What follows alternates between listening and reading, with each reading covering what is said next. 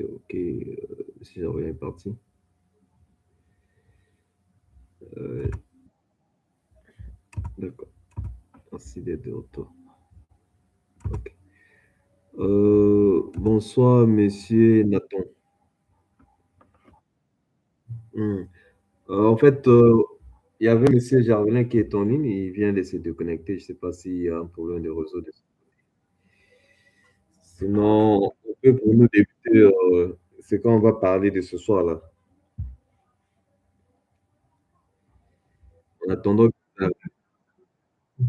euh, normalement, on va parler de la séparation. Donc, on parlera précisément du séparateur comme équipement.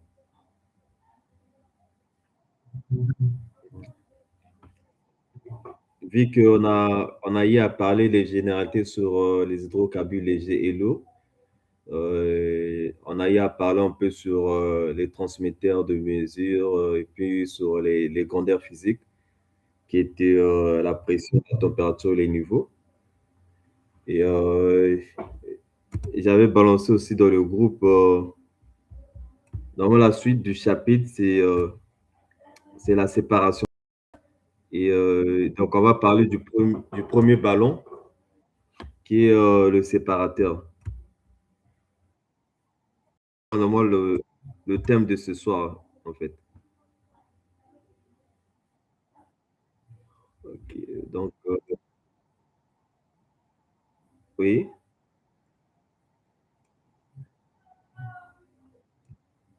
Ah, dans le groupe,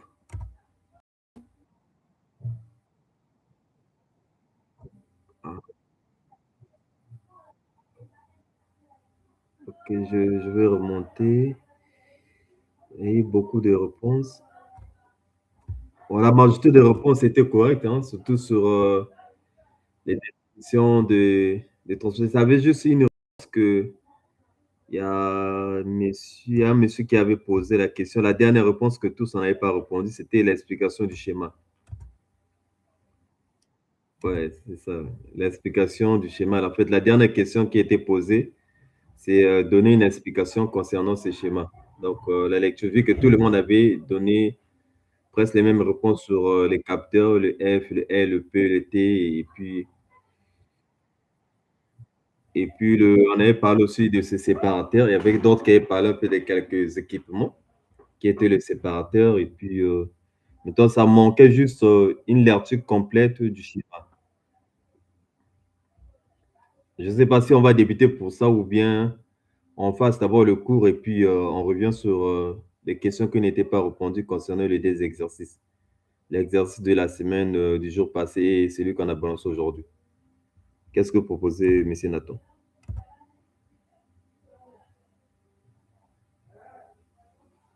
Allô? Un problème de réseau. OK. Donc, en attendant que M. Nathan revient, nous allons débuter sur l'exercice. Monsieur Nathan, vous êtes là? OK. Moi, je souhaiterais qu'on débute d'abord sur, bon, sur le partage de ce soir et puis on va revoir d'autres points qui n'étaient pas résolus ensemble avec vous. Et si les autres s'ajoutent dans la conférence, ça sera bien. Et s'ils ne sont pas là, bon, on va faire de notre mieux avec vous de répondre à ce qu'il faut répondre. Et puis les restes, on verra, on va balancer la vidéo sur les autres. Dès qu'il sera connecté, ils peuvent intervenir à tout moment. OK. Ce que j'ai préparé ce soir, c'est il y a une recherche que j'ai trouvé sur Wikipédia et il y a un document que j'en ai sur Tubuela qui parle un peu des traitements d'huile sur la production de Tubuela et puis Tubuela aussi sur le traitement d'huile aussi, sur les séparateurs. Donc, sur ce que j'ai préparé sur le recherche de Wikipédia, en fait, la séparation, c'est juste, comme le mot indique, hein, l'objectif, c'est séparer le fluide.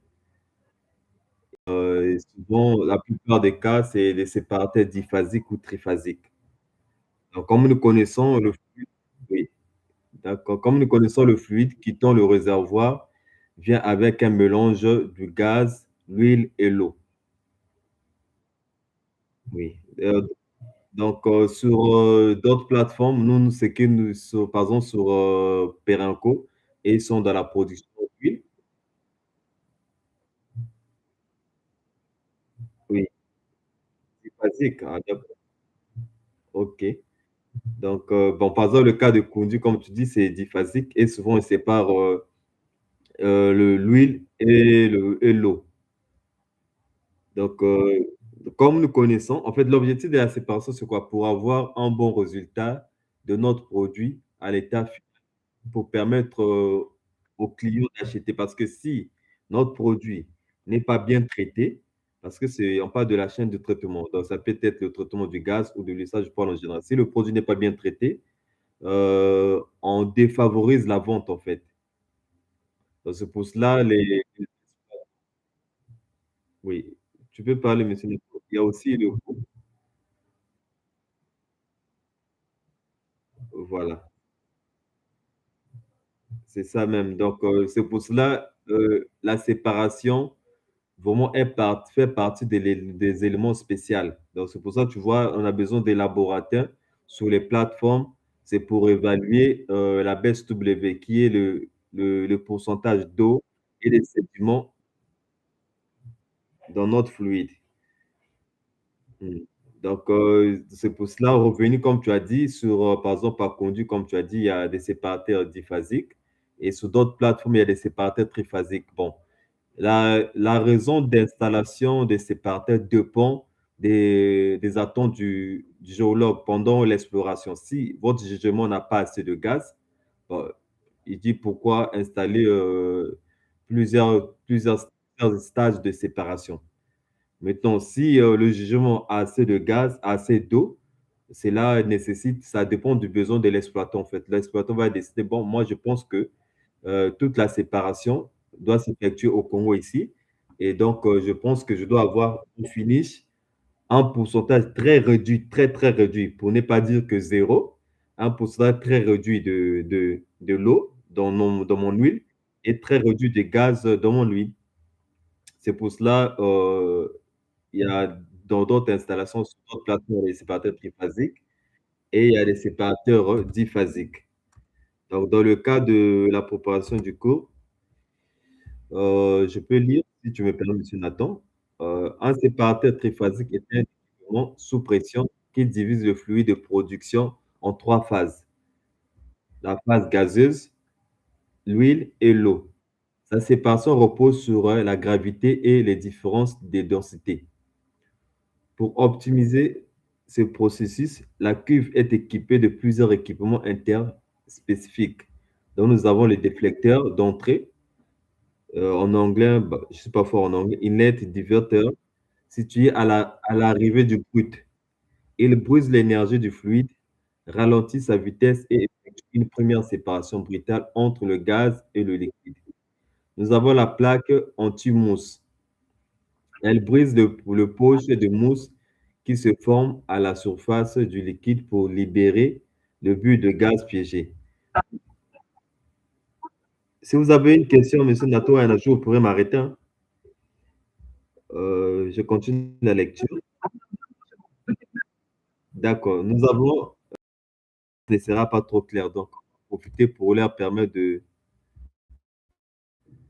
d'écouter quand même si la lecture n'est pas bonne. Donc, l'extracteur de brouillard, placé à la partie haute, sortie gaz, il utilise un maillage ou des lames pour capturer les fines gouttelettes de liquide entraînées par le gaz. Nous avons le déversoir. Oui, je vous écoute, monsieur, je suis là.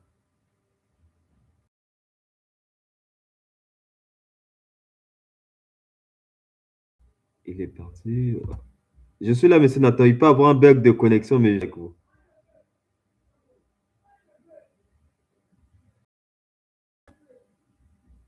Donc, je continue la. Nous avons le déversoir situé dans la section liquide. C'est une paroi verticale qui retient l'huile. L'huile s'accumule et passe par-dessus le déversoir, débordement, tandis que l'eau reste en amont, coalescente. Ces plaques favorisent la fine gouttelette d'eau diverses dans l'huile, accélère par la gravitation. Nous avons le,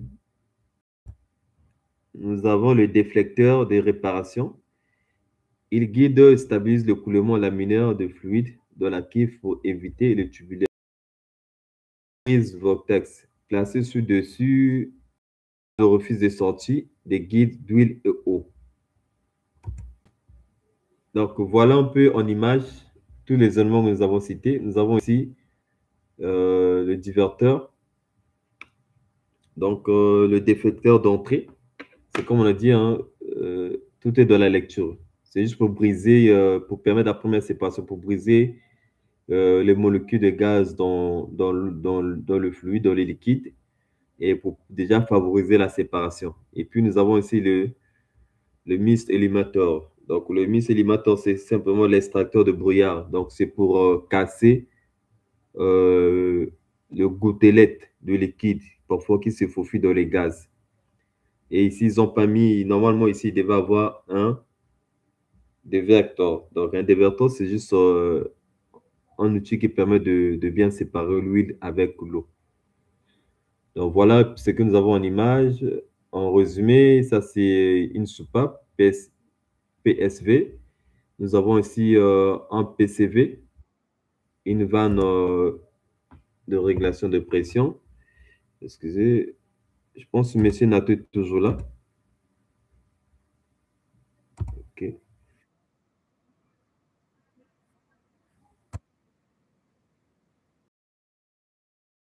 J'avais envoyé sur WhatsApp. J'avais envoyé sur WhatsApp. Après, euh, en grosso modo, voilà un peu le résumé de ces parties. En fait, ce qu'on retient juste parce que on doit prendre un peu les différents équipements. En général, on sait que à l'entrée ici, nous avons un déflecteur d'entrée. C'est juste pour casser, pour permettre la première séparation, en fait, pour casser le gouttet. C'est comme, je peux prendre comme une grillade. Une grillade, on peut utiliser un mot grillade? Non, je sais pas. En fait, c'est sous forme comme une filée, un truc comme ça. Ça casse déjà les molécules. En fait, ça casse le bulle, le gaz dans le liquide, en fait. Ça permet déjà la première séparation pour que le gaz soit en expansion déjà. Donc, ça casse le bulle de gaz dans le liquide. Et puis ça, nous avons les différents éléments qu'on a cités, la plaque anti-mousse. Et nous avons aussi,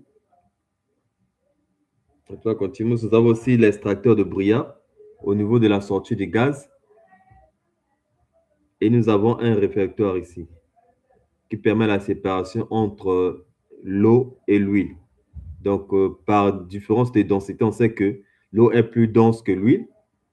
L'eau se met à la surface. Dès que le niveau augmente, ça fait quoi? Ça déverse de l'huile sur le compartiment d'huile. Et on voit un peu l'image du bas ici. Nous avons ici, ça c'est la vanne sortie eau, la vanne sortie huile, la vanne sortie gaz. Maintenant, pour les séparateurs diphasiques, on n'a que deux sorties. Donc, on aura une sortie liquide et une sortie gaz. Et sur la plupart des plateformes de trucs diphasiques, excusez, je vais parfois il y a quelqu'un qui s'est ajouté pour l'accepter. Attends, je vais accepter Monsieur Alain Ponzo. Bonsoir, Monsieur Alain Ponzo. Donc, je disais, pour les séparateurs, comme a dit Monsieur Nathan, dommage, il s'est retiré par baisse de connexion. Sur d'autres plateformes, on va dire Monsieur Nathan, vous voyez ici, nous avons ici un séparateur diphasique et triphasique toujours, water out, wall outflow et gates outflow. Donc, maintenant, comme a dit Monsieur Nathan, sur d'autres plateformes, vous aurez des séparateurs diphasiques, comme chez eux à Condi, ils ont la plupart, c'est des séparateurs diphasiques, c'est ce qu'il a dit. Donc, il y a les sorties liquides et sorties gaz. Par contre, sur notre schéma ici, nous avons des séparateurs triphasiques. Monsieur Alain, je ne sais pas si vous avez un ajout, hein, sinon, on a eu déjà passé quelques généralités sur le séparateur, le recherche de Wikipédie et la composition des éléments sur le séparateur dont nous avons parlé. Je vais faire juste un résumé pour Monsieur Alain qui vient d'arriver. avec M. Nathan sur le recherche de Wikipédia. Vous trouverez ça sur Wikipédia. Il y a le déflecteur qui est situé à l'entrée. Ça permet juste pour casser le bulle de gaz dans le liquide. Donc, ça permet la séparation. Nous avons la plaque anti-mousse. Elle brise les poches de mousse qui se forment à la surface. Donc, il y a des mousses quand le liquide se déverse dans le séparateur. Le fait des déversements, là, ça forme des mousses. Donc, nous avons la plaque anti-mousse, ça brise les poches de mousse. Et nous avons un déversoir. Le déversoir se situe entre le compartiment d'huile et eau. Donc, ça permet juste une bonne séparation entre l'eau. Nous avons la plaque de cohésante. Cette plaque favorise la clé d'eau. Nous avons aussi une action qui stabilise le coulement laminaire de fluide dans la cuve pour éviter les tubulations. Bref, en résumé, on retenu c'est que dans le séparateur, dans le séparateur, il y a les différents éléments qui favorisent la séparation. Tous en face de nous d'une. Et c'est ces éléments qui permettent qu'on appelle ce ballon-là un séparateur. Donc, il y a des différents éléments qui favorisent la séparation du fluide. Je ne sais pas si monsieur Alain a un ajout, une question. Voilà un peu en image ce qu'on a donné en image. Donc, nous avons ici notre liquide qui rentre ici. Et le liquide est mélangé de l'eau, l'huile et le gaz. Donc, quand ça rentre ici, l'eau se met au-dessous. Et ici, nous avons notre. Déjà, ici, ça fait casser. Ça permet de faire la première séparation. Et puis, nous avons ici notre anti-brouillard, tracteur de brouillard. Et puis, nous avons ici la PCV, qui est la vanne de régulation de sortie gaz. Nous avons ici un PSV, qui est une soupape. Nous avons ici notre LCV, sortie eau. Nous avons aussi notre LCV, sortie huile. Donc, le cours de ce soir, je pense que c'est ça, hein. Le reste, c'est de faire des choses. Tout ça, chacun doit faire le reste. C'est quand on comprend juste que le séparateur est parmi le premier ballon sur la chaîne de traitement. Parce que l'objectif de la production du traitement d'huile, dans la production pétrolière, la production de gaz, autrement parlé du traitement d'huile, c'est d'effectuer la séparation de fluide, d'obtenir le fluide, le produit que nous avons besoin. Par exemple, au niveau de la centrale à gaz, et ce qui leur intéresse, c'est le gaz. Donc, tout ce qui est liquide est appelé résidu indésirable. Donc, on renvoie, par exemple, au niveau de la centrale à gaz, et on renvoie tout ce qui est condensat, ils renvoient ça au niveau de la centrale à huile pour être retraité. Donc, ce qui les intéresse, c'est le gaz. Par exemple, là-bas, on pourra voir que les séparateurs diphasiques. Ça peut aussi arriver qu'on peut installer un séparateur triphasique, mais voilà la plupart de séparateurs diphasiques parce que nous, on a plus besoin du gaz. Et le reste, là, on renvoie vers la centrale à huile. Par contre, au niveau de la centrale à huile, ça dépend du jugement et ça dépend de l'exploitant, des caractéristiques du fluide qu'il en a besoin. Il peut avoir des séparateurs triphasiques. Il peut avoir aussi des séparateurs diphasiques. Merci. Je ne sais pas si j'étais clair ou bien. Donc, on va prendre sur le manuel opérateur des Tiendo. Sur le manuel opérateur des Tiendo de Total Final EP Congo, PNGF Sud. Donc, on va parler du TAFP. La section 300. Donc, le traitement de l'huile, description. On va parler un peu sur la section 300. Description. La section de traitement de l'huile est composée d'un séparateur test triphasique, le DS301. J'aurais une question, mais dommage, il n'y a pas assez de gens. Pourquoi on a besoin d'un séparateur test? Je ne sais pas si, monsieur Alain, vous êtes toujours là? Il n'y a pas de gens, sinon, euh, on a une question. On a une question. Une question. Une question en live. Pourquoi? Quelle est la différence? À quel moment on a besoin? Pourquoi? C'est mieux de formuler pourquoi un séparateur test.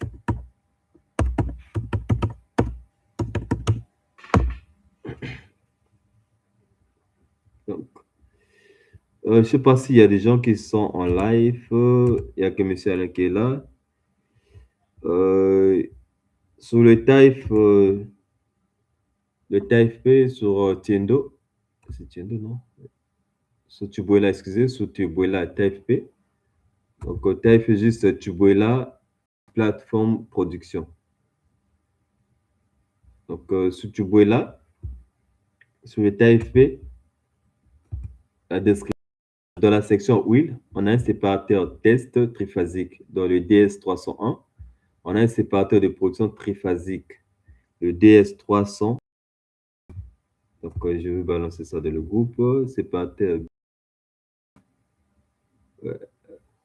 3 pompes d'espace. Ouais.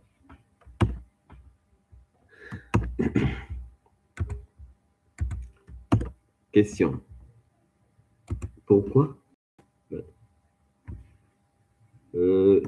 Pourquoi? Je ne sais pas, les gens qui ne sont pas en groupe, c'est des choses qu'on devait en sur TAFP. Nous avons ces étages de séparation.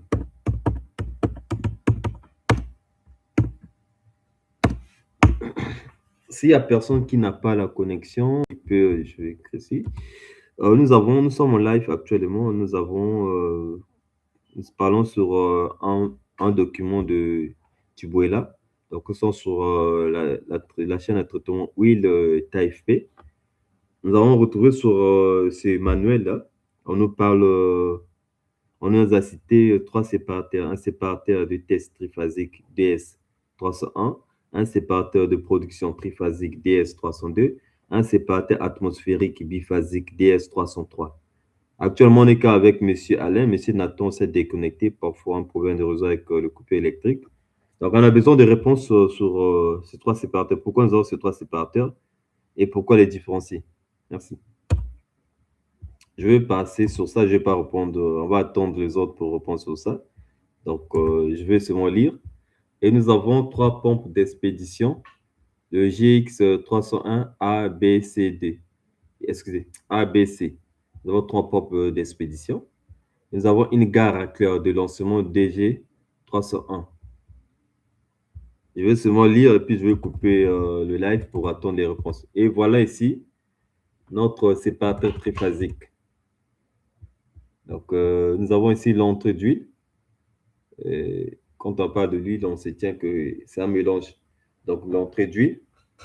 Et nous avons un LDT ici.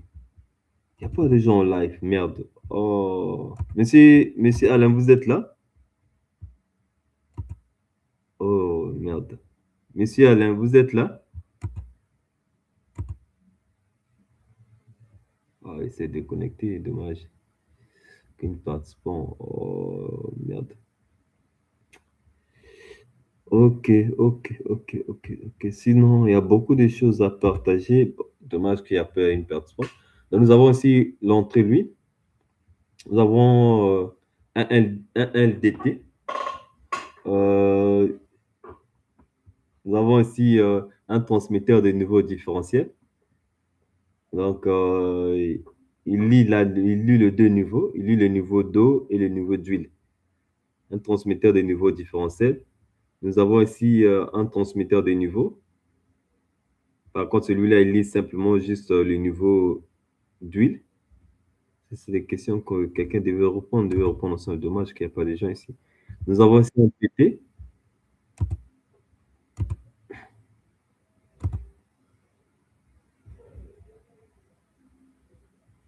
Ah, ok, d'accord, monsieur Alain Ponzo. Merci beaucoup. Donc, vous pouvez revenir sur live.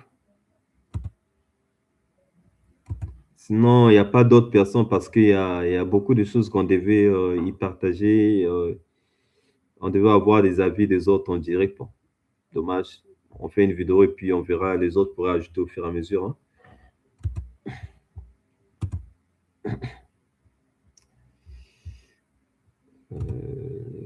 Donc, je disais un PCV, donc Pressure Controller Valve, donc une vanne de régulation de pression.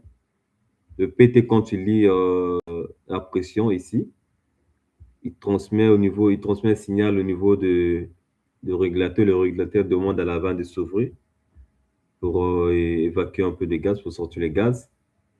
Nous avons ici un LT avec un signal au niveau de la LCV, donc la vanne régulation des niveaux d'huile. Donc, quand il lit le niveau, il envoie ici. Nous avons une SDV, donc le shutdown van. C'est juste les vannes de sécurité en cas d'arrêt d'urgence, les vannes se ferment.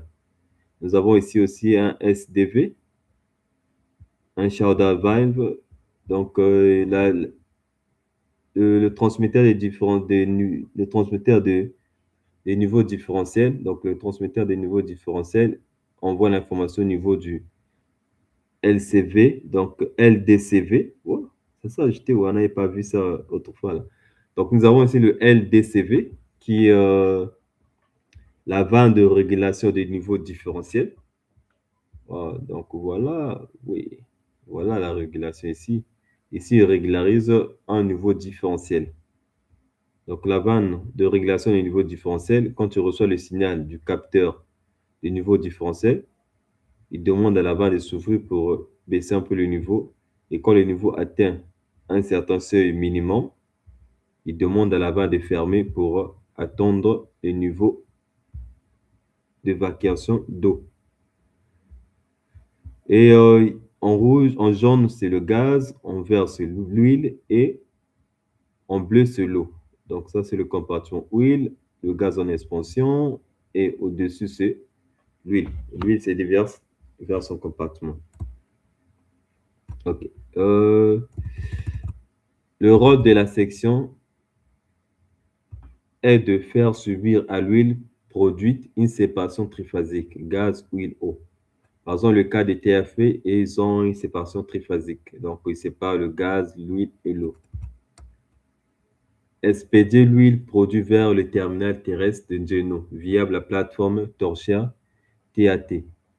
TAT, j'ai simplement dit plateforme torchère. D'évaluer la production de chacun des puits. OK, ça c'est la question qu'on a posée. L'huile, puits, plateforme TFP subit des séparations. Donc, l'huile de TFP subit deux séparations successives afin de pouvoir être dirigée directement exportée vers le terminal. Je vais seulement lire. La séparation première, l'huile subit une première à 5 bars dans le séparateur de production DS302.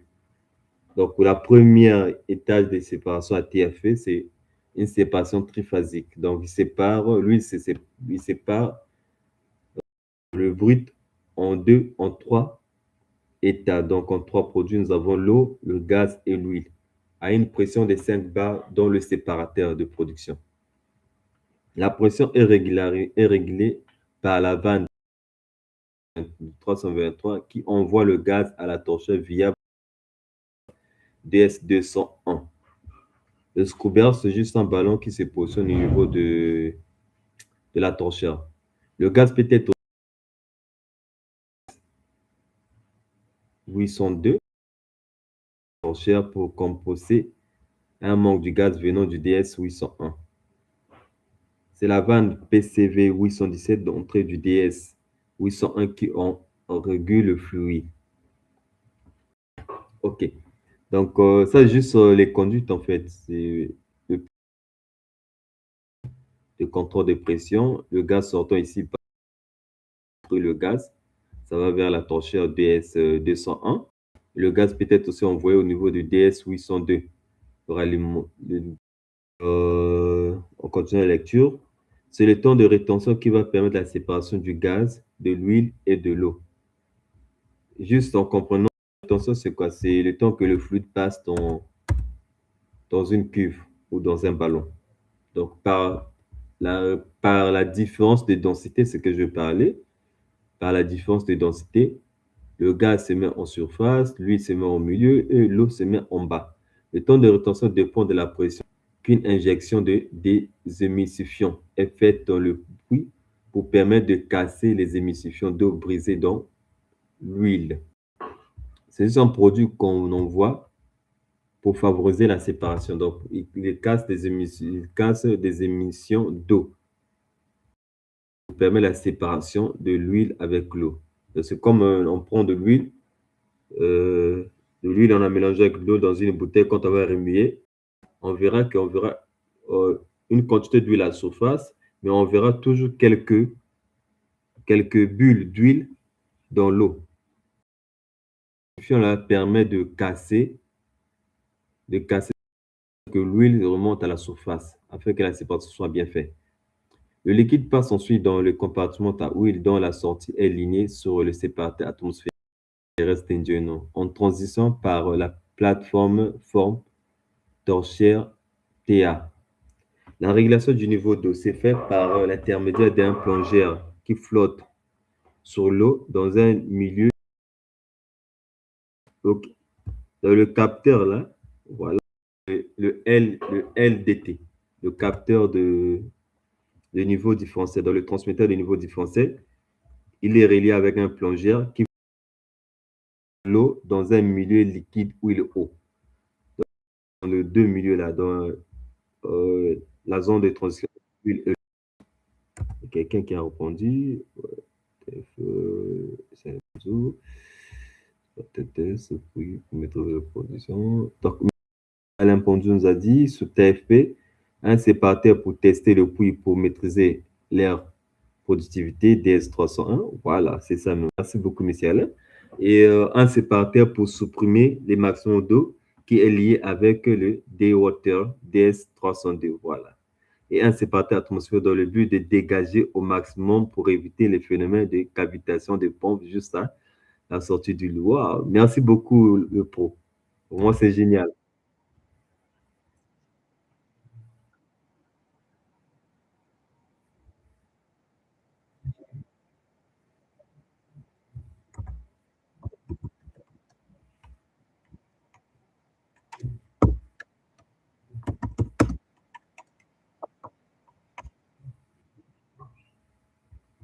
D'accord. Merci beaucoup, monsieur Alain. Vraiment, c'est. Voilà, monsieur Alain a répondu à ces trois questions. Je pense que c'est génial, en fait. Ça va m'ajouter une connaissance de plus. Merci, monsieur Alain. Donc, nous allons répondre.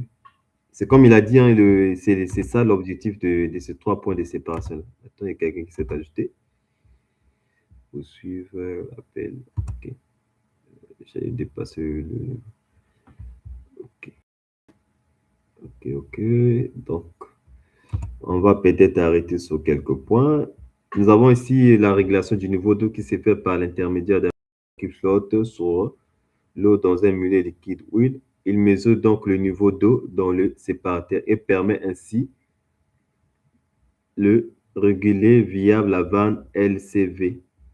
Donc LDC installée sur la sortie eau du cyclone IG401. Les hydrocyclones, c'est juste des ballons. Les hydrocyclones, excusez, les IG401, c'est des hydrocyclones. C'est des, je pense que ça peut être l'Ikwala ou Tiendo que j'ai appelé sur les hydrocyclones. On verra les hydrocyclones à la longue. Pour l'instant, on se concentre juste sur la séparation. Nous avons l'huile. L'huile est envoyée dans le séparateur 303 sous contrôle de niveau de la vanne du L311. On fait au même moment la lecture de conduite là. Donc, nous avons le séparateur atmosphérique, c'est ce qu'a dit M. Alain. L'huile arrive ensuite dans le séparateur DS303 où elle subit une séparation atmosphérique biphasique. Le gaz est envoyé vers la torchère via le scrubber torchère DS. Voilà, c'est ce qu'a dit M. Alain. Donc, il est là. Le but est de dégager le maximum pour éviter le phénomène de captation juste à la sortie d'huile.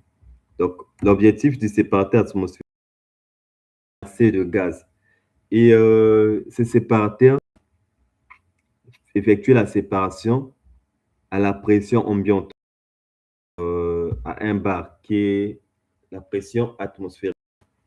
Le gaz est envoyé, excusez, juste pour se rassurer, pour que je ne dise pas de bêtises. La pression atmosphérique, quelle est la pression atmosphérique? Avaler la pression atmosphérique, je vais juste avaler, ouais. 101 pascal. Pour ne pas que je dise des bêtises, il faut qu'on se rassure, ouais. 1 atmosphère est égal à combien? 1 atmosphère, on est où là? 1 atmosphère en bar, excusez. 1 atmosphère en bar. Pour ne pas que je dise de bêtises parce que, ouais, voilà.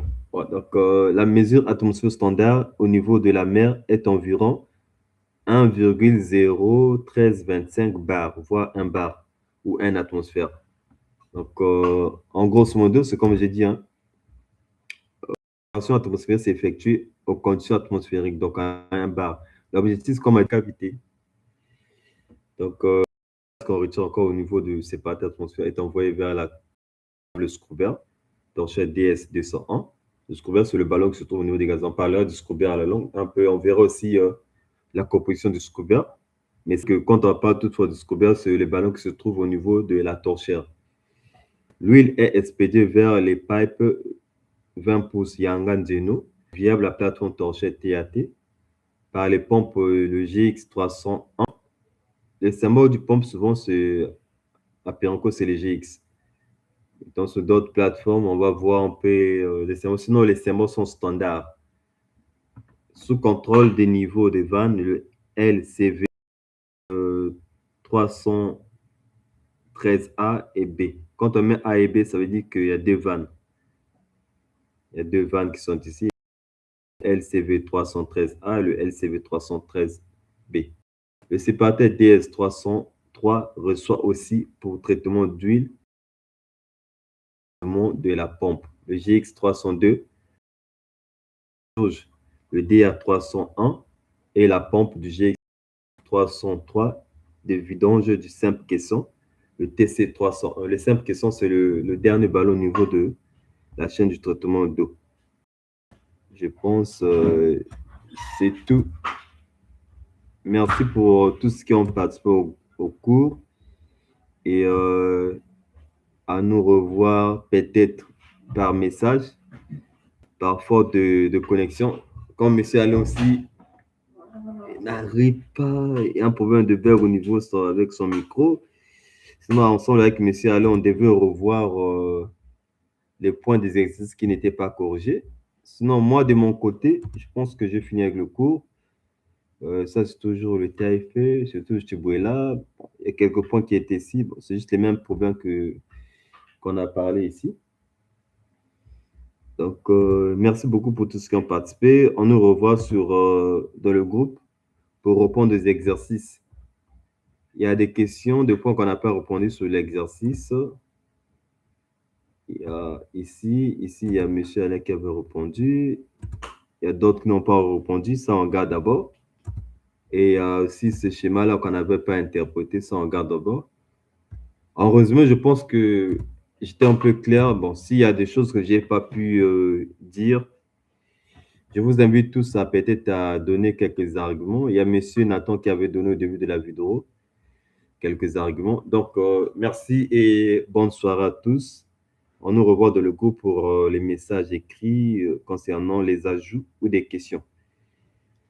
Merci, M. Alain, pour la participation et merci aussi à M. Nathan qui était présent au début de cette conférence. Donc, prochaine conférence, on pensera que les gens seront nombreux pour qu'ensemble, au fur et à mesure, il y aura des questions, il y aura des ajouts.